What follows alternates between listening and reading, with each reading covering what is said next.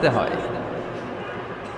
এই ঘুণে ধরা সমাজ এমনি নষ্ট হয় নাই, দীর্ঘদিনে নষ্ট হয়েছে। এটা ঠিক করতে হইলে আমাদের দীর্ঘ সময় লাগবে, দীর্ঘদিন লাগবে, অনেক ঘাম ঝরাতে হবে, অনেক পথ যেতে হবে, মাইলস টু গো, ঠিক কিনা?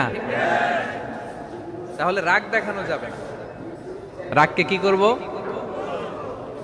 কন্ট্রোল করব। সবাই রাজি?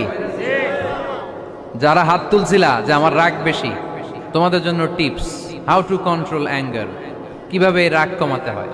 আল্লাহ রাসূল সাল্লাল্লাহু আলাইহি ওয়াসাল্লাম এটাও শিখাই দিছে। শুধু হুজুরে কইছে সুবহানাল্লাহ। সুবহানাল্লাহ বললে কি গুনাহ হবে?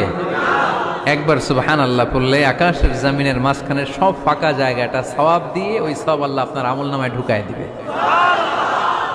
খুব চালাক এই এলাকার লোকেরা, সওয়াবের কথা শুই না, লাভ শুই না। সুবহানাল্লাহ, লাভ আছে যেখানে আমরা আছি।